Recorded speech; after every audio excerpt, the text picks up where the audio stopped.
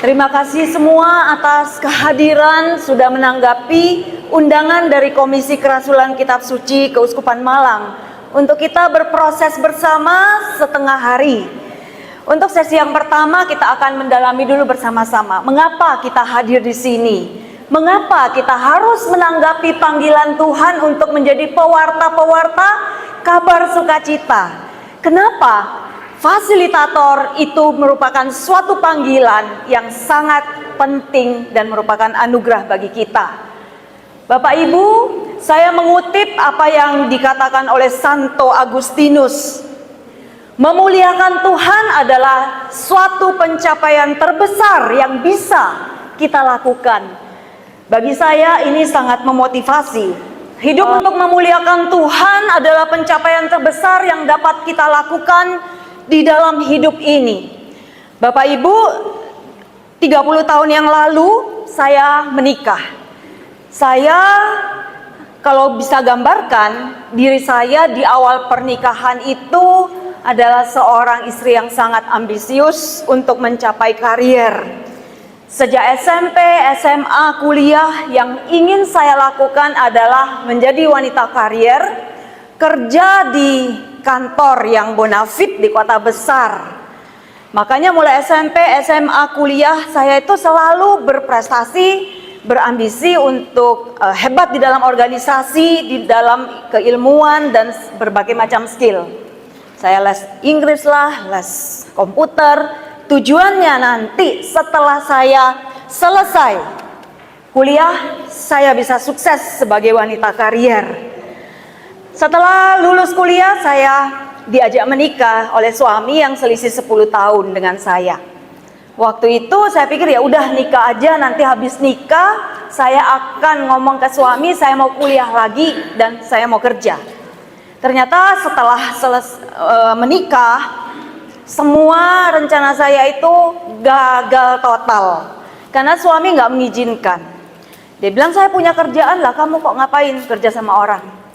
Tapi kerjaan suami itu nggak sesuai dengan harapan saya karena suami saya kan waktu itu tukang mebel, tukang kayu ya, jadi menangani mebel, urusan kayu, dan itu nggak sesuai dengan ilmu saya pikir. Lalu akhirnya terjadilah badai dalam rumah tangga, konflik tiap hari dan seterusnya. Sampai akhirnya karena saya ngotot suami mengizinkan. Nah tapi ketika saya mau masukkan formulir mau kuliah lagi S2, waktu itu ngambil psikologi, suami saya akhirnya suami saya ngalah kan. Saya masukin, saya mau masukin besoknya, ternyata sore harinya itu saya mendapati saya itu hamil. Nah karena saya hamil, saya pikir daripada saya nanti cuti melahirkan, kemudian saya nanti cuti hamil, nanti ketinggalan pelajaran, saya pikir ya udah nanti kalau anak saya udah lahir aja baru saya kuliah. Setelah anak saya 6 bulan, saya mau kuliah lagi nih. Ternyata sama seperti sebelumnya, tapi bukan hamil lagi. Jadi sehari sebelum saya masukin formulir, seorang imam itu datang. Waktu itu kami sebelum menikah dengan imam ini sama-sama tim Choice. Lalu saya cerita saya mau kuliah lagi. Waktu itu anak saya masih kecil. Romonya bilang, wah kalau seperti itu nanti kamu stres loh. Saya punya temen anaknya masih kecil, kuliah lagi stres banget, dia bilang gitu. Aduh, Romonya itu pulang, saya bener-bener marah sama Tuhan. Saya bilang, masa sih Tuhan, aku ini mau kuliah aja lagi kok nggak bisa-bisa. Saya kecil hati kan, saya takut juga sebenarnya. Tapi pada waktu itu saya bersyukur sekali bahwa ketika saya masuk kamar, saya nangis, saya marah sama Tuhan. Di depan saya ada kitab suci, saya buka. Ada di dalam 1 Korintus 1-2, saya baca semua. Tapi yang benar-benar intinya yang masuk ke dalam pikiran dan hati saya, yang benar-benar mengubah semua arah hidup saya. Tuhan mengatakan, carilah hikmat yang dari Tuhan, karena hikmat manusia itu sia-sia. Bapak Ibu, waktu itu benar-benar suatu selubung yang menutup mata dan pikiran saya, yang menutup hati saya untuk melihat keluarga, suami, anak sebagai anugerah itu benar-benar diangkat ya. Saya bisa melihat bahwa tujuan hidup saya itu adalah untuk memuliakan Tuhan, melakukan apa yang Tuhan mau melalui keluarga dan sesama. Itu tahun 1997 saya mengalami pertobatan kembali dan saya mengalami reorientasi hidup saya. Dari yang tadinya saya mengejar pengakuan manusia supaya saya dianggap hebat, saya dianggap kompeten, mau meraih S2, berkarir sukses. Kemudian akhirnya saya bisa melihat bahwa tujuan hidup saya adalah untuk memuliakan Tuhan, melakukan apa yang Tuhan mau di dalam hidup saya melalui keluarga dan sesama. Nah, sejak waktu itu saya mengalami damai, Bapak Ibu. Ada damai, saya tahu mau kemana hidup saya. Nah, pada waktu itu kami kan tinggal di Tidar, dekat dengan STFT Widya Sasana. Lalu saya tahu di situ Awam juga boleh kuliah. Lalu saya izin sama suami, boleh enggak kalau saya kuliah di Sekolah Tinggi Filsafat Teologi dengan para frater, ngambil kitab suci, teologi. Lalu suami saya mengizinkan. Bapak Ibu, ketika saya udah menemukan apa yang menjadi kehendak Tuhan dalam hidup saya, ternyata Tuhan juga bukakan jalan-jalannya. Dan sejak saat itu saya kuliah di sana sejak tahun 97 dan sebenarnya sampai 2024 ya. Saya baru selesai kuliah doktoral S3 Teologi di STFT Widya Sasana Malang bulan Maret yang lalu untuk S3. Tapi sebelumnya saya mengajar di STFT. Nah, Bapak Ibu, kalau ditanya sekarang, mau nggak? Kalau ditukar kamu nggak usah pelayanan, nggak usah jadi ketua komisi, nggak usah melayani kursus-kursus kitab suci dan seterusnya, lalu bisa punya karier yang hebat misalnya di kota besar dengan gaji yang besar. Saya bilang, saya nggak mau lagi sekarang. Saya udah tahu panggilan hidup saya merasakan ada damai, bahagia dan sukacita menjadi pelayan Tuhan. Walaupun nggak digaji Bapak Ibu, kita para pewarta, fasilitator bahkan mungkin harus mengeluarkan uang ya, harus mengeluarkan tenaga, pikiran, mengorbankan waktu. Harusnya kita nonton sinetron, harusnya kita bermain dengan cucu atau anak, tapi kita memakai waktu kita untuk memikirkan orang lain, memikirkan lingkungan, memikirkan gereja. Bapak Ibu, apa yang kita lakukan sekarang ini walaupun dengan bercucuran air mata, kita tahu bahwa kita akan menuai dengan sorak-sorai. Bapak Ibu, itulah yang Santo Agustinus katakan. Hidup yang memuliakan Tuhan adalah pencapaian yang terbesar. Makanya Bapak Ibu, ketika kita diberi kesempatan untuk melayani Tuhan atas nama gereja untuk sesama, ini adalah suatu anugerah. Bapak Ibu, kalau kita tidak sehat, tidak diberi anugerah kehidupan, kita nggak mungkin ada di sini. Kita bukanlah orang-orang yang dipilih untuk melayani Tuhan, tapi kita yang dilayani, benar? Bapak Ibu mau dilayani apa mau melayani? Melayani kan? Walaupun harus memberi. Tapi ternyata ketika kita memberi, kita itu yang akan mendapatkan lebih banyak Bapak Ibu. Kalau kita belajar, ilmunya pasti nyantol di kita dulu, betul? Baru apa yang sudah menjadi milik kita itu kita bagikan kepada orang lain. Itulah refleksi teologis kita, penghayatan iman kita, pergumulan hidup kita bersama Tuhan. Itulah yang menjadi kekayaan yang bisa kita bagikan kepada orang lain. Ya, jadi kalau Bapak Ibu sebagai para pewarta, kita mengalami banyak juga gesekan, betul ya? Kadang-kadang kita itu nggak dihargai, Bapak Ibu, betul? Kadang-kadang kita itu dilepeh, benar? Kadang-kadang itu, ya begitulah, kayaknya Nabi itu nggak diterima di tempatnya sendiri, benar ya? Ya sudah, itu bagian dari pemurnian kita, supaya kita sadar bahwa memang aku ini bukan siapa-siapa. Aku ini memang bukan apa-apa. Kalau bukan Tuhan sendiri yang mengutus aku nggak mungkin mempertobatkan orang lain. Kalau bukan Tuhan yang memberikan kepada kita kuasa untuk berbicara, untuk mewartakan, maka kita nggak akan mungkin membawakan kabar gembira yang menyentuh hati orang. Setuju Bapak Ibu? Makanya kuncinya, sebagai pewarta, sebagai fasilitator. Walaupun tampaknya kita itu sudah punya buku pegangan Bapak Ibu, kita tampaknya hanya mengikuti ya. Tetapi apa yang kita sampaikan itu benar-benar harus kita minta kepada Tuhan lewat hubungan kita tiap hari dengan Tuhan. Bapak Ibu, kita ini orang-orang yang super kaya. Setuju Bapak Ibu? Karena apa? Kita punya fasilitas rohani yang begitu berkelimpahan di Kota Malang. Bayangin, setiap mau misa pagi ada dimanapun di paroki. Mau misa sore siang juga ada Bapak Ibu. Ini adalah fasilitas rohani yang harus kita pakai. Jadi kita bersyukur bahwa kita adalah orang-orang yang dipilih. Yang dipilih itu karena apa? Kita dipanggil. Sebenarnya semua orang yang udah dibaptis itu dipanggil untuk menjadi pewarta kabar sukacita. Setuju Bapak Ibu ya? Itu adalah tugas setiap orang yang udah dibaptis. Tetapi ada orang yang mendengarkan panggilan itu. Ada yang mau menanggapi, memberikan diri, memberi waktu. Tapi ada yang enggak. Ada yang enaknya nonton aja lah di rumah. Ngapain aku cari resiko dicibir orang? Betul? Kalau kita itu mau datang sebagai fasilitator, kadang-kadang ada resiko. Tapi Bapak Ibu adalah orang-orang yang dikasihi dan mengasihi, yang merasa udah diselamatkan dan juga mau membagikan kabar keselamatan. Makanya Bapak Ibu mau mengambil tanggung jawab ini.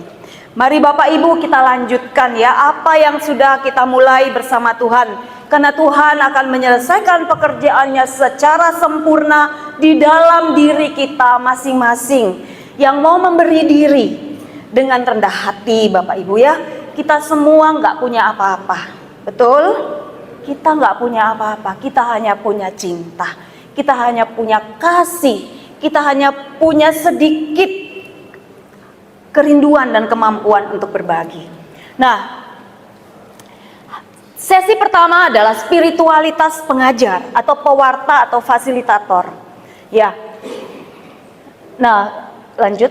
Saya sejak tahun 94 lah sebenarnya sampai sekarang, kalau bisa dikatakan 30 tahun saya sudah memberikan diri saya untuk melayani Tuhan.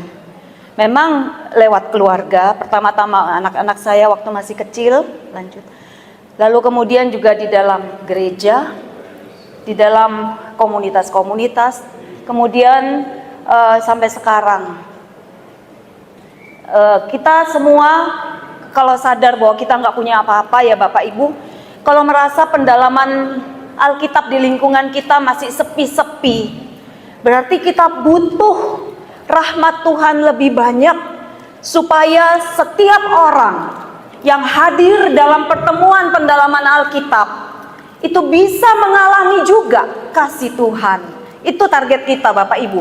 Mereka bisa diubah hatinya dengan sabda Tuhan. Bapak Ibu, sabda Tuhan sudah menyelamatkan saya dan keluarga. Kalau bukan sabda Tuhan, saya ini jadi wanita yang ambisius, terobsesi, berkarir dan berprestasi aja. Mungkin saya nggak pulang ke rumah kalau saya karirnya udah hebat. Tapi sabda Tuhan menyelamatkan saya dan keluarga. Nah, Bapak Ibu, selama 30 tahun saya memang diminta untuk memberi retret, pendampingan, seminar-seminar. Dan itu juga yang membuat saya mau lanjut terus. Itu juga yang membuat saya mau belajar lagi S3 teologi, karena saya pikir saya butuh belajar supaya saya bisa melayani lebih baik, mengabdi lebih baik di dalam gereja Katolik. Kemudian itu beberapa tadi pelayanan dan beberapa buku yang saya tulis itu sebenarnya bukan, ada beberapa buku yang saya tulis, nggak apa-apa lanjutannya. Tapi itu bukan suatu prestasi ya Bapak Ibu, nanti saya ada bawa beberapa kalau Bapak Ibu juga mau menjadi kekasih Tuhan, menemukan Tuhan dalam hidup perkawinan, dan beberapa seri buku doa. Itu memang bukan prestasi, tapi saya memberi dari kekurangan. Artinya saya menuliskan pengalaman pergumulan, perjuangan, pahitnya perkawinan, tapi kemudian di situ rahmat Tuhan bekerja. Nah Bapak Ibu, sekarang kita di dalam gereja Katolik, kita sadar nih, ada kaum berjubah, ada hierarki kaum klerus, romo, suster, frater, bruder, ya, yang biasanya kita pikir mereka lah garda terdepan untuk mewartakan sabda Tuhan. Tapi sebagai awam, kita juga punya dasar teologis kenapa kita kok boleh mewartakan. Pertama, di dalam Lumen Gentium 10, imamat umum bagi setiap kaum beriman berkat sakramen baptis, penguatan dan ekaristi. Kita ini dipanggil menjadi imam, nabi, dan raja. Apakah kita sudah menyadari dan melakukan tanggung jawab ini? Ayo kita lihat satu persatu. Sebagai imam, kita membawa semua jeripaya kita, pergumulan kita kepada Tuhan. Bapak Ibu yang bekerja, Bapak Ibu yang kemudian juga melayani di dalam keluarga pasti 24 jam. Yang namanya keluarga itu 24 jam gak pernah lepas. Apakah kita sadar bahwa semua yang kita lakukan itu ujung-ujungnya adalah untuk supaya rencana Tuhan digenapi dalam hidup kita, ya? Saya yakin Bapak Ibu bekerja supaya jadi berkat buat keluarga, jadi berkat bagi sesama, bukan semata-mata untuk memperkaya diri sendiri. Jadi tujuan kita bekerja bukan supaya kita ngumpulin uang sebanyak-banyaknya, tetapi bagaimana lewat pekerjaan ini saya juga bisa menjadi berkat dan memuliakan Tuhan. Kita membawa kepada Tuhan semua jeripaya kita itu sebagai imam, sebagai nabi. Kita sudah pernah mendengar pewartaan. Setiap minggu, setiap hari kita bisa membaca sabda Tuhan. Dan sabda Tuhan ini menjadi kekuatan bagi diri kita. Apakah kita sudah membagikan? Bapak Ibu, kadang-kadang kita jadi orang Katolik itu merasa pertama nggak pantas, nggak layak, ya. Tapi sebenarnya kita ini punya pengalaman yang masing-masing itu unik. Ibu bisa digantikan oleh saya? Nggak bisa. Ibu di dalam keluarga menjadi ibu dari anak-anak. Saya nggak mungkin menggantikan posisi ibu, betul? Dan ibu di dalam berkarya buat anak-anak pasti punya pengalaman dengan Tuhan. Ketika anak kita sakit, anak kita rewel, anak kita ada masalah, kita berdoa. Doa seorang ibu itu kuat kuasanya, ya. Nah itu ketika doa kita terkabul, kita juga bisa ngomong kepada orang di sekitar kita bahwa Yesus itu memang hidup. Yesus itu dengar kalau kita doa. Kalau Yesus dan Tuhan gak mendengar doa kita, ngapain kita berdoa? Benar? Ya, jadi itu adalah saksi-saksi yang bisa kita wartakan, kesaksian yang bisa kita berikan sebagai nabi, sebagai raja. Kita diminta untuk mengusahakan pelayanan, keadilan, dan cinta kasih, ya. Jadi ini adalah tanggung jawab kita yang sudah melekat pada kita ketika kita dibaptis, ya. Oke. Nah, sekarang kita perlu sadar juga bahwa kita ini hidup di dunia memang sementara. Setelah itu nanti kita akan pulang ke rumah Bapa. Siapa yang di sini sudah booking? Nah, udah ya? Semua kita udah booking kan di sana? Booking di surga di api atau api penyucian, Bapak Ibu? Suster pasti ngomongnya saya booking surga. Kita yang lain berani nggak booking surga? Berani? Atau ada yang menurunkan standar, aku tak booking api penyucian aja? Siapa yang bookingnya api penyucian? Ayo jujur. Bapak Ibu, kalau booking itu surga. Kalau meleset-meleset ya masih api penyucian, benar? Tapi kalau bookingnya api penyucian, melesetnya berabe, Bapak Ibu. Jadi kita semua ini calon Santo Santa. Setuju Bapak Ibu? Siapa yang mau mengakui dirinya aku ini calon Santo Santa? Gak angkat tangan. Wes booking surga katanya, ya. Calon Santo Santa Bapak Ibu. Betul?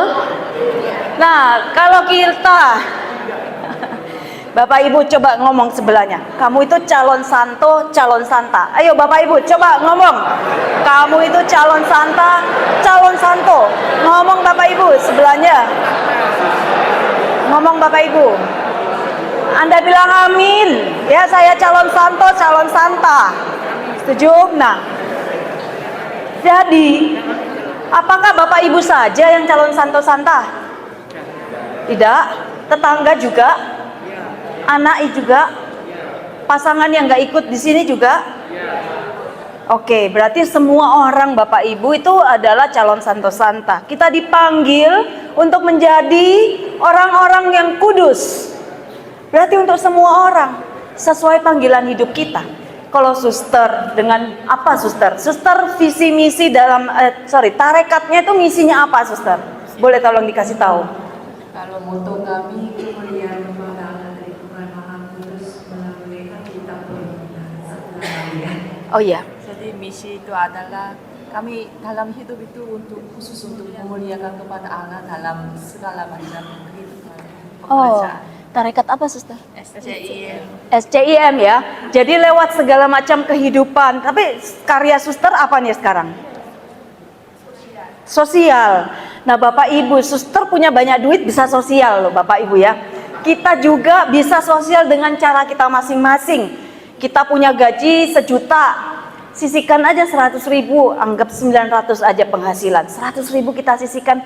Kapan-kapan kalau ada yang sakit, ada yang butuh obat, aku tak ngambil dari sini ya. Kita nggak diajar perpuluhan Bapak Ibu, tapi saya sendiri pribadi tuh lakukan supaya latihan Bapak Ibu, supaya uang itu nggak melekat, begitu kan. Nah, kita bisa melakukan pekerjaan-pekerjaan sesuai panggilan hidup kita masing-masing. Tadi kan yang berkeluarga di panci dan penggorengan, ya itu ada Tuhan di situ. Setuju Bapak Ibu, ketika kita masak, kita katakan pada Tuhan, Tuhan hari ini aku persembahkan kepadamu seluruh keluargaku. Itu sudah satu tindakan kekudusan. Bapak bekerja, pagi hari bilang Tuhan sertai aku sepanjang hari ini. Lindungi keluargaku ketika aku pergi. Itu adalah tanda kita menyerahkan semua upaya kita kepada Tuhan ya. Lalu kemudian yang ketiga, melalui hidup sehari-hari. Dalam Apostolicam Actuositatem di Krit Konsili Vatikan kedua tentang kerasulan awam dikatakan, tugas awam adalah menguduskan dunia lewat hidup dan pekerjaannya sehari-hari. Ini Bapak Ibu yang harus kita camkan. Lewat pekerjaan sehari-hari kita memuliakan Tuhan, menguduskan orang lain, dunia. Bapak Ibu, setiap hari kalau Bapak Ibu baca dari Kolose 3 ayat 17 dan 23, di situ dikatakan apapun yang kita lakukan dengan ucapan syukur dan sepenuh hati, dan kita lakukan seperti untuk Tuhan. Kita lakukan untuk Tuhan. Artinya apapun yang kita lakukan setiap hari, kalau kita sadar kita lakukan untuk Tuhan, itu adalah pelayanan Bapak Ibu ya. Tapi sebagai fasilitator pewarta itu adalah panggilan istimewa, anugerah. Siapa di sini yang sudah mensyukuri anugerah sebagai fasilitator? Kita lakukan habis ini persiapan-persiapan yang lebih matang. Lanjut. Nah, 3 hal penting apa yang perlu kita lakukan nih, persiapan kita. Pertama, kita harus pahami apa yang saya mau ngomong. Kalau kita sendiri aja nggak ngerti apa yang kita mau ngomong, apalagi orang lain, betul? Loh, kita aja nggak ngerti, apalagi orang lain, Bapak Ibu. Kita harus pahami dulu. Yang kedua, percaya. Bapak Ibu percaya Yesus Kristus penyelamat? Percaya? Bapak Ibu percaya bahwa Anda sudah diselamatkan oleh Yesus? Percaya. Itu Bapak Ibu yang kita wartakan. Bapak Ibu percaya bahwa Yesus mendengarkan doa kita? Amin. Percaya? Itu kita wartakan Bapak Ibu. Yesus yang hidup, Yesus yang mengasihi kita. Nah, percaya dulu. Kalau kita percaya, namanya iman itu menular Bapak Ibu.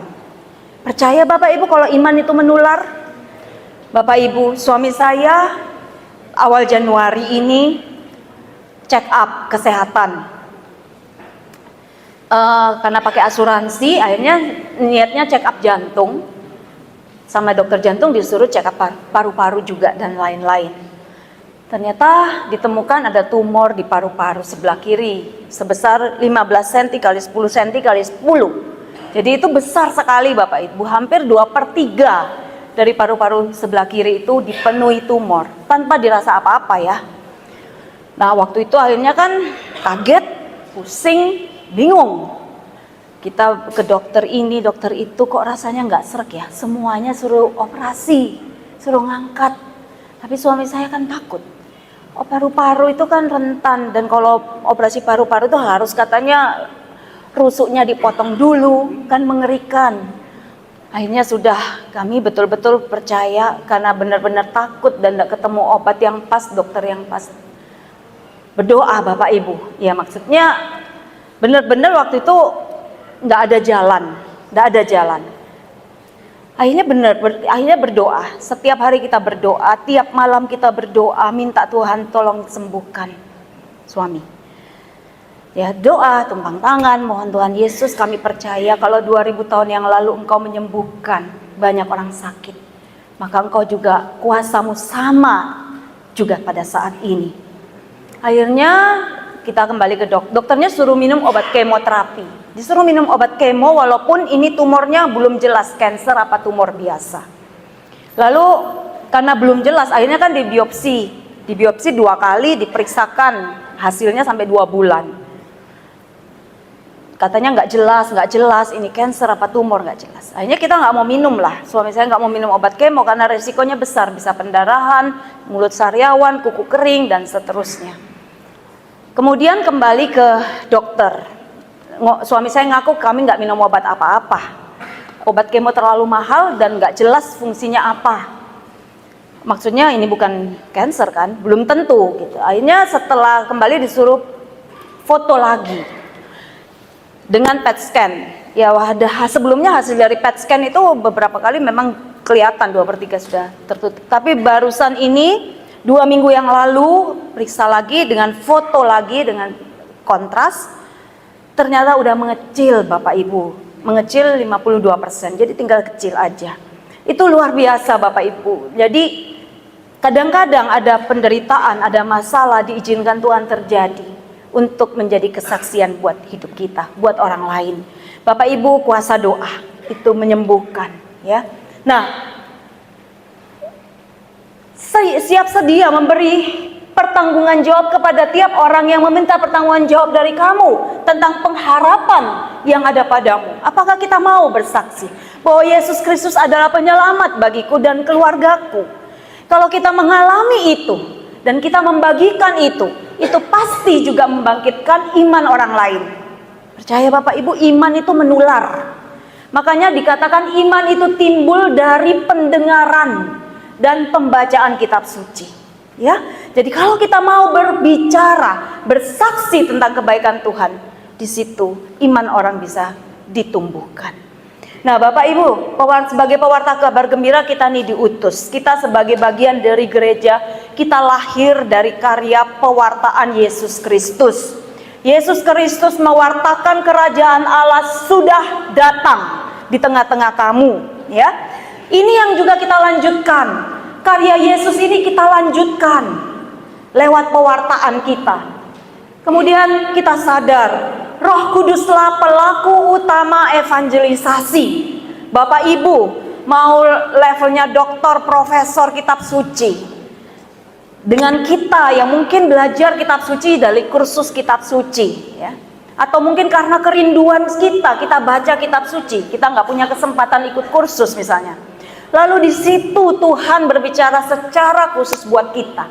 Bapak Ibu percaya ketika kita membaca kitab suci, Tuhan bisa berbicara pada kita secara khusus. Artinya bukan dengan suara yang bisa didengar ya Bapak Ibu ya. Tuhan itu nggak menakut-nakutin gitu ya. Tapi di dalam hati ya.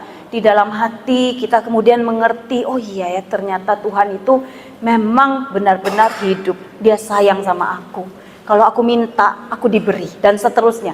Nah, itu efeknya sama Bapak Ibu. Mau Bapak Ibu yang belajar ataupun yang profesor. Tapi kalau kita mengandalkan Roh Kudus, maka Roh Kudus bisa bekerja dengan luar biasa. Lewat siapapun. Betul ya Bapak Ibu? Ini dasar kita menjadi pewarta. Roh Kudus. Yang ketiga, kita ini harus punya relasi tiap hari dengan Tuhan Yesus. Kita nggak mungkin ngomong kosong, betul Bapak Ibu? Atau kita datang ke lingkungan dengan mengandalkan aku ini loh senior, aku ini loh pengalamannya banyak, ya. Anak muda sekarang, orang sekarang itu nggak mau cuma dengar pengajar yang tahu teori. Mereka adalah orang-orang yang mau dengar kesaksian. Apakah kamu sendiri udah ngelakoni apa enggak? Apakah kamu sendiri udah mengalami apa enggak? Ya, jadi seorang pengajar hanya didengar kalau dia juga adalah seorang saksi. Begitu Bapak Ibu ya. Jadi kita perlu punya pengalaman pribadi.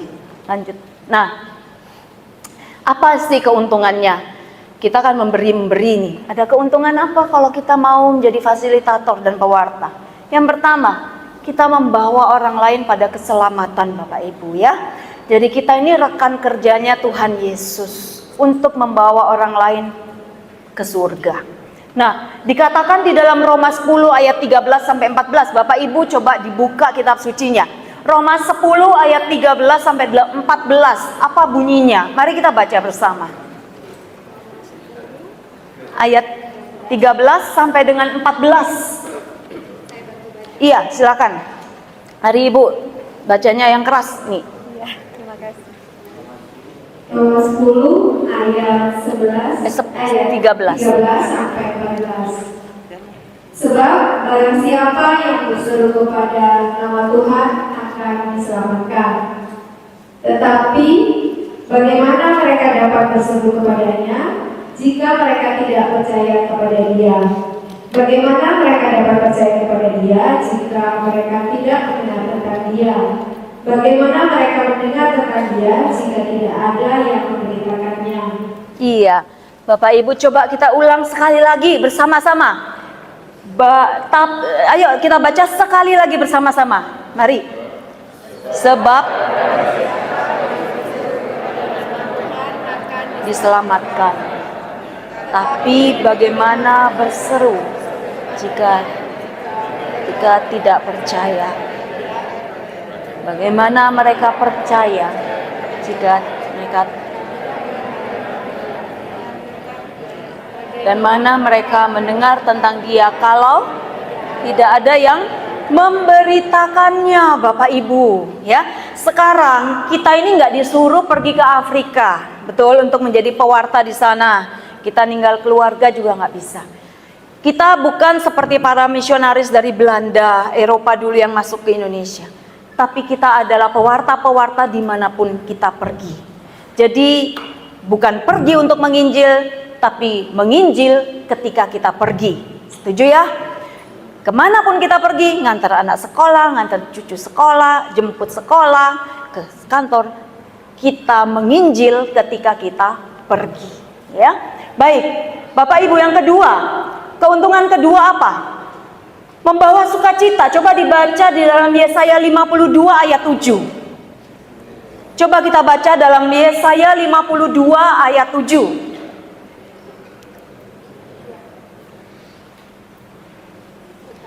Ya, betapa indahnya kelihatan dari puncak bukit-bukit kedatangan pembawa berita yang mengabarkan berita damai dan memberitakan kabar baik, yang mengabarkan berita selamat dan berkata kepada Sion, Allahmu itu Raja. Iya, betapa indahnya kedatangan para pewarta kabar gembira. Jadi Bapak Ibu, kedatangan kita ini dinantikan oleh orang-orang yang merasa hidupnya itu ada dalam kegelapan. Orang-orang yang merasa hidupnya itu sedang tidak baik-baik aja. Kita ditunggu Bapak Ibu.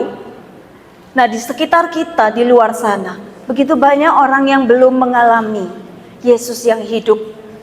Ya, kita ditunggu. Ketika kita datang, kita dinantikan. Bapak Ibu, saya beruntung, saya bersyukur, saya itu boleh mewartakan kabar gembira.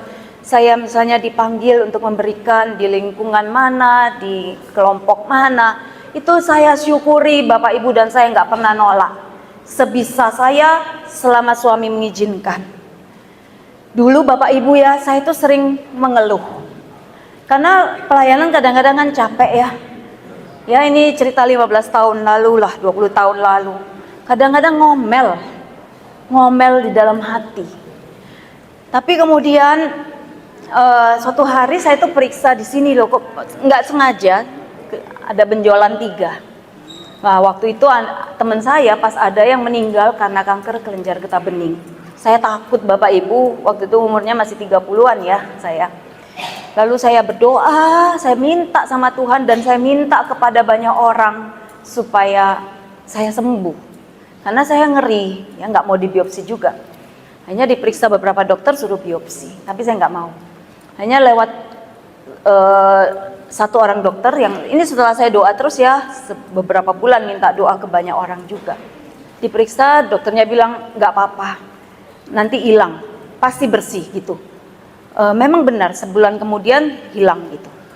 Saya bersyukur sekali, waktu itu saya langsung masuk ruang adorasi. Saya suka doa hening ya Bapak Ibu ya, di hadapan Sakramen Maha Kudus. Lalu saya bilang sama Tuhan, Tuhan saya bersyukur sekali bahwa Engkau memberi aku kesehatan, Engkau memberi aku kehidupan. Dan saya tahu bahwa ketika saat ini saya masih sehat, maka ini adalah tugas saya untuk menyaksikan bahwa Engkau adalah Allah yang baik. Bahwa ini adalah kesempatan bagi saya untuk melayani. Dan mulai saat itu saya janji saya nggak mau mengeluh lagi. Dan ketika saya tidak mengeluh, saya lebih enteng Bapak Ibu. Lebih ada sukacita. Jadi kita itu ditunggu Bapak Ibu. Di luar sana banyak orang yang sedang mengalami banyak masalah. Terus Bapak Ibu bilang, lah aku dewe banyak masalah kok. Misalnya gitu ya. Iya Bapak Ibu, kita semua ini nggak pernah selesai masalahnya. Selama kita masih hidup di dunia, kita masih sakit kalau dicubit, kita masih bisa terluka Bapak Ibu. Sakitnya dicubit ya. Coba cubit sebelahnya kalau pasangan. Nah, sakit Bapak Ibu, masih darah dan daging kita bisa marah, bisa jengkel, bisa kecewa. Kadang-kadang orang nyakitin kita, orang melakukan hal-hal yang gak adil buat kita, itu menyakitkan. Nah, tapi kata Amsal, 7 kali orang benar jatuh, 7 kali dia bangkit. Artinya kita mau berusaha hidup baik. Tapi kalau kita jatuh, cepat-cepat bangkit lagi, ya. Nah, di situ kita akan mendapat kekuatan. Jadi Bapak Ibu, walaupun kita ada masalah, walaupun kita banyak dosa, masih berdosa, ya. Ada yang di sini nggak berdosa? Mungkin tadi malam sebelum tidur habis ngaku dosa ke Romo. Habis itu langsung tidur. Bangun tidur langsung ke sini, belum ngomong apa-apa, belum mikir apa-apa. Mungkin masih nggak ada dosanya ya. Tapi begitu kita sudah melek, mikir macem-macem, udah ngomel, ya ada aja dosa kita. Tapi bukan berarti kita tidak melakukan pewartaan kabar gembira. Selamat pagi Romo Doso. Ya Romo Doso sudah hadir. Nah, waktu saya udah jam 10. Ya, baik Bapak Ibu. Jadi yang kedua, kedatangan kita itu dinantikan ya Bapak Ibu ya. Yakin bahwa di luar sana begitu banyak yang menunggu kehadiran kita, membagikan kabar gembira. Ya, kita sama-sama orang lemah, orang berdosa, tapi Roh Kudus memberi kita kekuatan untuk mewartakan. Ya.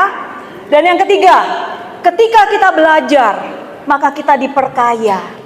Nah Bapak Ibu, ketika kita itu capek ya, malam-malam belajar, baca buku tafsiran, dengerin YouTube-nya Romo-Romo yang sudah ngajarin kita kitab suci. Kita belajar, kita nulis, semua itu nggak akan sia-sia Bapak Ibu. Karena sebelum kita menyampaikan kepada orang lain, kita membersihkan hati orang lain. Hati kita dulu yang dibersihkan. Betul? Jadi kita dapat keuntungan. Yang pertama, kita melakukan apa yang diperintahkan Tuhan. Pergilah, jadikanlah segala bangsa muridku. Baptislah mereka dalam namaku dan ajarlah mereka apa yang aku ajarkan kepadamu. Itu Matius 28 ayat 18 sampai 20 Bapak Ibu. Itu amanat agung Yesus. Ya. Berarti semua kita muridnya diminta untuk mengajar orang lain. Setuju? Nah, kalau kita memberi yang tadi saya katakan, kita diperkaya. Oke? Apa yang kita wartakan lebih dahulu buat kita.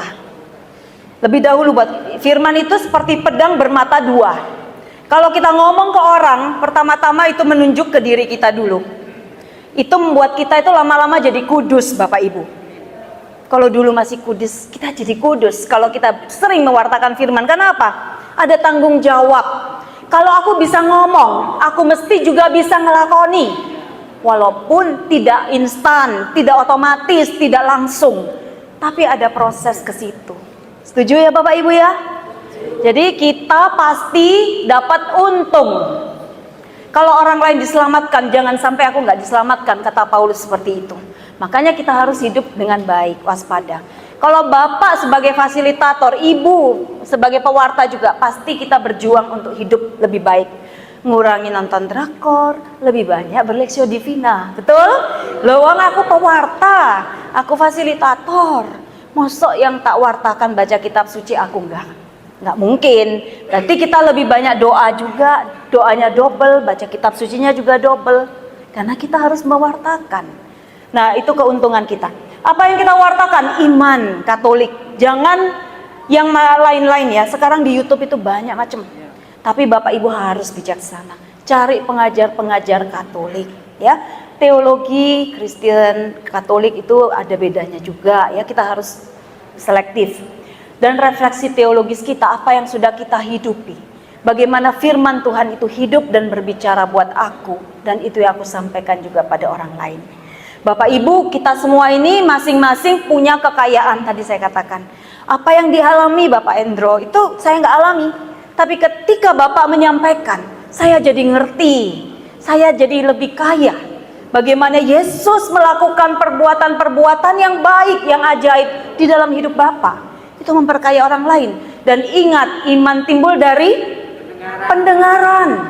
Bukan akan gosip, tapi pendengaran akan sabda Tuhan. Pendengaran akan kebaikan Tuhan. Itu Bapak Ibu yang kita wartakan. Mulai sekarang kita switch channel. Yang mulut kita itu diubah. Kalau yang tadinya ngomel, bicarakan keburukan orang lain, sekarang bicarakan kebaikan Tuhan. Ya, itu yang kita wartakan Bapak Ibu. Lanjut yang kedua. Nah, bagaimana kita sebagai pewarta punya kualitas hidup rohani, punya integritas Bapak Ibu. Luar dalam sama, muka belakang sama. Apa yang saya omong saya lakukan walaupun saya masih jatuh bangun. Kita boleh ngomong kepada orang lain, saya mau baik, saya mau melakukan perbuatan-perbuatan baik, tapi kadang-kadang juga saya masih berjuang. Itu membuat orang lain juga respect sama kita. Merasa mereka itu nggak jauh-jauh amat dengan kita. Oh iya, kamu bisa mewartakan ya. Kamu mengalami Yesus yang hidup, tapi kamu juga masih jatuh bangun. Kok ya aku juga seperti itu. Itu memberi kekuatan kepada orang yang dengar. Oh ya, aku juga mau berjuang. Begitu ya Bapak Ibu ya, kita nggak harus sempurna Bapak Ibu. Yang kedua, rendah hati. Rendah hati ini kunci. Kalau kita mau melayani, jangan sendiri, kita nanti ditolak. Ingat dikatakan dalam Injil, Tuhan aku sudah bernubuat demi namamu, aku sudah ngusir setan demi namamu. Tuhan bilang apa? Aku nggak kenal kamu. Enyahlah engkau si pembuat kejahatan. Kenapa kok melakukan kebaikan diomong kejahatan di mata Tuhan? Mungkin karena motivasi kita udah melenceng. Awalnya niat kita murni, lama-lama karena udah kebiasaan kita nggak berdoa lagi untuk mewartakan firman Tuhan. Lama-lama yang kita wartakan diri kita bukan lagi Tuhan. Ya Bapak Ibu, kita harus waspada. Karena sampai akhir kita harus tetap setia melayani Tuhan. Jadi motivasi ya, soal pelayanan itu bukan soal besarnya, kecilnya, bukan soal apa, tapi bagaimana. Apakah aku dengan mengucap syukur? Ya, apakah aku sungguh-sungguh mengarahkan semua untuk Tuhan? Dan untuk siapa aku lakukan? Apakah untuk diriku ataukah untuk Tuhan dan orang lain? Begitu Bapak Ibu ya. Nah, yang ketiga, kita harus lepas dari buah-buah detach. Itu artinya begini, kalau Bapak Ibu mewartakan, nanti di lingkungan Bapak Ibu kan seorang fasilitator yang ngayomi, yang sering dengerin juga orang kalau curhat ya. Bapak Ibu kan dinantikan nih kedatangannya. Kedatangan kabar gembira itu dinanti-nantikan. Bapak Ibu datang. Habis itu lama-lama orangnya itu bilang, Pak tolong doakan saya. Pak, doanya kemarin manjur. Saya sembuh sekarang misalnya ya. Nah setelah itu lama-lama dia nggak pernah kontak, nggak pernah datang lagi. Ya puji Tuhan ya, berarti dia sudah nggak ada masalah. Jangan sampai kita merasa, oh kamu harus ngikut aku ya. Ingat, yang kita wartakan harus ngikut Yesus. Seperti Yohanes mengatakan kepada dua muridnya dalam Yohanes, lihat itu anak domba Allah. Dan kedua anaknya yaitu muridnya mengikuti Yesus, melihat di mana Yesus tinggal. Jadi bukan untuk datang kepada kita, tapi kita membawa orang kepada Yesus. Dan yang ketiga, setia sampai akhir Bapak Ibu. Hidup rohani itu bukan soal Kapan kita dibaptis? Kapan kita mulai ikut Yesus dengan sepenuh hati?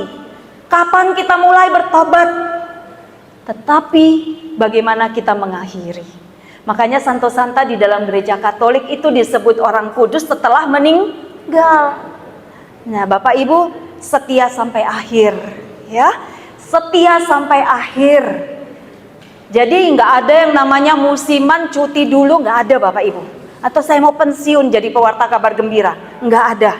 Mungkin pensiun jadi ketua lingkungan ada, itu jabatan. Tapi sebagai pewarta kabar gembira, dimanapun kita pergi kita mewartakan, ya. Dan akhirnya yang terakhir saya mau katakan, semakin murni dan motivasi seseorang untuk berkarya bagi Tuhan, maka akan semakin besar pula keberaniannya di dalam karya-karya untuk Allah. Saya mengutip salah satu santa yang kecil tapi besar di dalam gereja Katolik. Dia meninggal di usia 23, tapi dia mencapai kekudusan besar sebagai pujangga gereja. Dia mengatakan, orang yang rendah hati itu bukan orang yang nolak kerjaan, tapi orang yang berani menerima kerjaan walaupun itu dia tahu di luar jangkauan dia. Mempertobatkan orang, membuat orang itu bisa mengerti firman Tuhan, membuat orang lain itu hidupnya berubah menjadi baik. Itu di luar jangkauan kita Bapak Ibu. Tapi kita percaya bahwa itu karya Roh Kudus yang menyertai kita, orang-orang yang sudah dibaptis, yang sudah diutus, ya. Tuhan katakan, kalau Roh Kudus turun atas kamu, maka kamu akan menerima kuasa.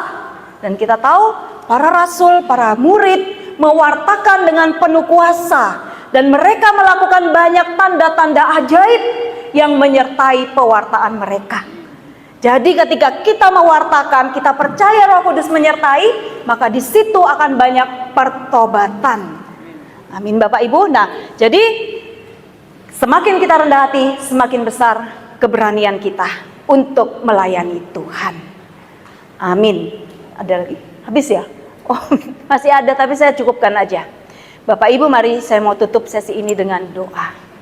Mari kita bersama-sama menyatukan niat kita mau mempersembahkan yang terbaik kepada Tuhan seluruh hidup kita hanya untuk memuliakan nama Tuhan.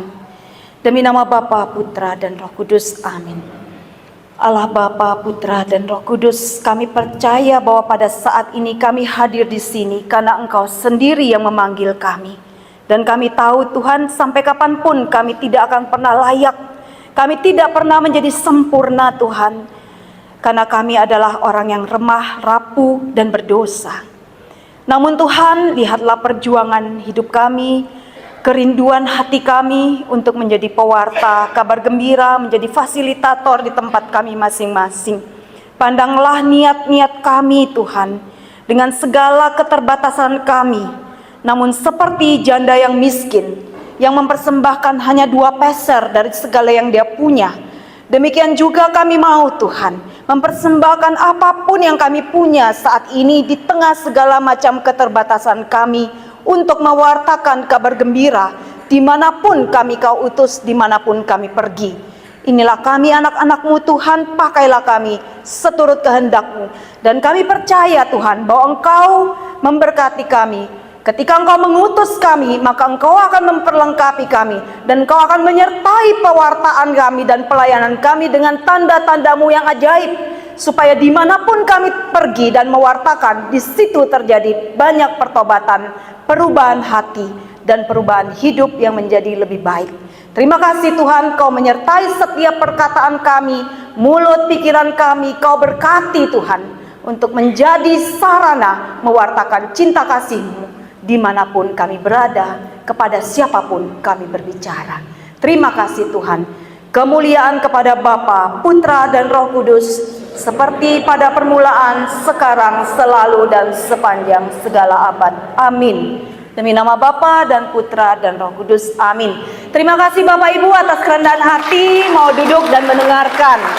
Mari kita siap-siap untuk masuk di dalam sesi yang kedua, yang sudah luar biasa, akan dipersiapkan oleh 2 orang pakar kitab suci kita, Romo Doso dan Romo Budiono. Monggo Olive, langsung Romo Doso berkenan hadir atau Olive mau kasih gerak-gerak dulu? Bapak Ibu mau gerak-gerak dulu apa langsung mau ketemu dengan Romo Doso? Apa mau gerak-gerak dengan Romo Doso? Nah, Romo Doso monggo tampil di depan sama Kak Olive.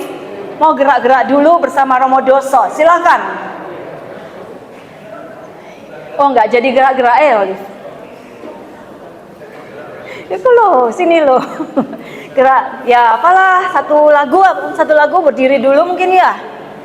Sing nyanyi Olive sing main musik siapa? Sing main musik nggak ono. Oke, Bapak Ibu boleh balik berdiri deh sekarang ya. Boleh balik berdiri, ditepuk teman sebelah kanan dan kirinya. Masih sehat? Sehat selalu. Tepuk harus sampai di Jawa. Jangan ditepuk.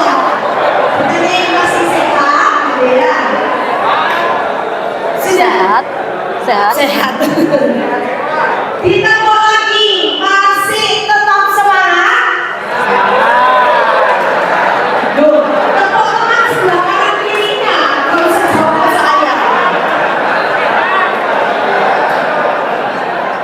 Oke, kita akan bergerak hanya 2 gerakan saja, ya. Kan kita ini semua pemandu, fasilitator dan pelaktan, gitu ya, untuk gambar play, betul?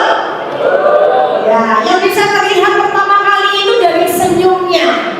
Kita mau belajar senyum dulu, itu yang pertama. Coba dilihat, kanan kirinya sudah lulus belum? Nah, gerakan yang pertama tersenyum, ya. Sudah? Gerakan yang kedua, tangannya dikepalkan, kaki kanannya maju. Siap diurus. Bisa ya? Jadi yang pertama kalau tangan saya begini, maka Anda yang harus dilakukan adalah senyum, tolak-toleh kanan kiri, depan belakang.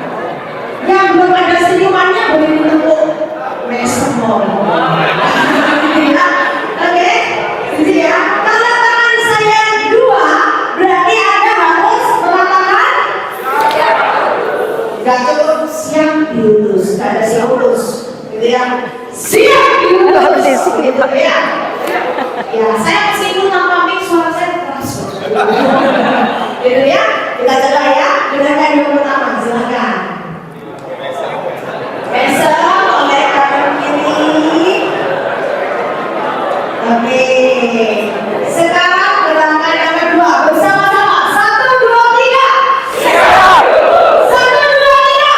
Siap diutus. 1, 2, 3. Siap diutus. Oke, sudah siap jadi nama berapa? Silakan mulai duduk, Ya. Bapak Ibu. Mari kita tepuk tangan buat Romo Doso. Wow, terima kasih Romo. Terima kasih Bapak Ibu, saya sebenarnya komputernya gitu kan.